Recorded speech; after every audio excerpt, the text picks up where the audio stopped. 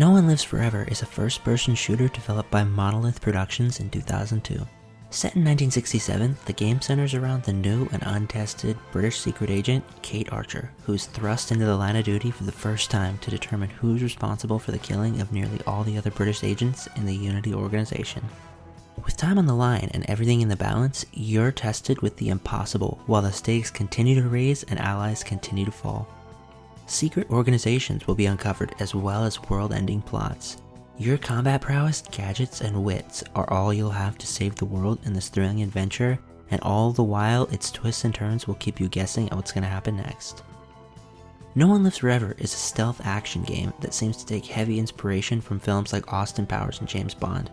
You'll have all the classic tropes here, like the evil villains sporting handlebar mustaches and eye patches, silly henchmen with hilariously comical dialogue, and secret evil bases fit with shark pits and laser walls. The game for sure leans on its comedic elements and never fails to hit you with hilarious jokes and moments. Despite this, the stakes remain high and the story keeps you interested in respecting it all the way through. Due in large part to the main character of this game being a woman, the game adds a lot of fresh ideas to the spy genre. Many times, No One Lives Forever plays on the fact that Agent Archer is a woman in a field that is massively dominated by men at this time. At the start, pretty much everyone in this story doubts her abilities to do even the simplest of tasks, despite having just managed insanely dangerous and heroic feats mere moments before. Like much of the game, this is used mostly as a recurring joke throughout the story, and brings to light truly funny moments, especially due to the fact that you can actually pick your own responses to most of the characters you meet, and get slightly different outcomes to situations depending on the tone that you answer with. When it comes to combat, this game exceeds with flying colors. A surprisingly large array of weapons is on offer here. You will slowly gain access to everything from your usual mix of pistols, snipers, and submachine guns, to more wacky weapons like lipstick grenades, poisonous perfume, and rocket-launching briefcases. Not only that, but you also have access to multiple different types of ammunition for each of these weapons that you can switch between at will, like incendiary, poisonous, and armor-piercing rounds. The combination of all that with the dozen or so gadgets on offer really allow for some varied and fun gameplay that never gets old. Before every mission, you're even given the opportunity to customize your loadout to whatever weapons and gadgets you want. Many missions will have secret areas and extra routes that require special gadgets to get into that you may not have brought. This encourages multiple playthroughs so that after you've unlocked all the gadgets the game has to offer, you can go back to previous missions and access certain areas that were previously inaccessible. This could change the way the mission flows, as you may be able to avoid being seen and having to set off the alarm in a section if you take the alternative route. Much of the game revolves around stealth sections and remaining undetected. The stealth system can take a bit to get used to, as it's a bit more unforgiving than most modern day games, but once you learn its ins and outs and make use of all the tools on offer, you will adapt to it pretty easily. Noise can be made through a number of methods, like throwing coins or walking on loud surfaces in order to draw guards' attention and possibly lure them away from cameras and other guards so that they can be silently taken out. Sections like this are usually intercut with action set pieces in varied levels, like a whole scuba diving level or one side of a nightclub, in order to keep things fresh and interesting throughout.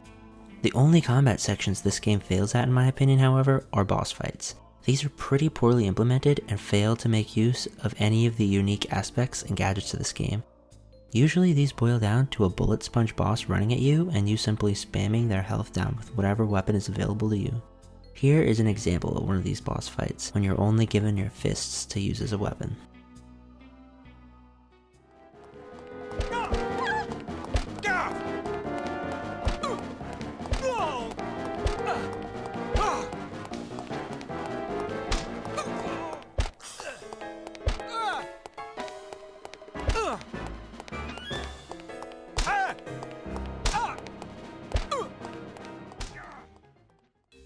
Another negative of No One Lives Forever is that it actually is not available for sale on any platforms at the moment.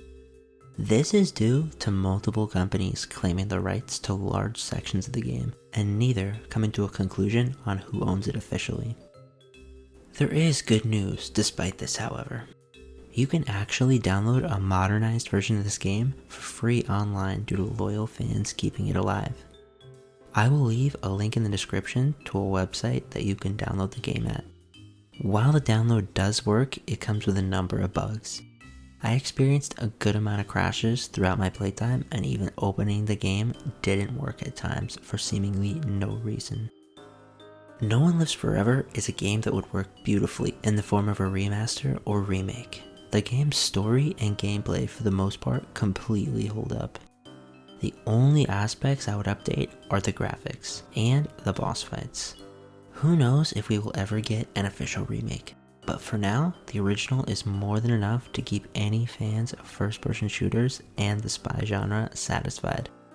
From getting flung out of planes and escaping sinking ships, to perusing packed bars in outer space, this game never ceases to keep you invested in the action and world. The levels in this game are among the most varied in any game I've ever played, and I'm actually shocked that this game is as unknown as it is in 2022. Even the music is on point here, really nailing the 1960s spy vibe. No One Lives Forever is a true evolution of games that came before it, mixing the realistic story and environments of Half-Life with many elements of hits like GoldenEye. This game really makes itself a niche of its own. No One Lives Forever is the best spy game I have ever played, and I highly recommend it to everyone. Because of all that, I am giving this game a 9 out of 10.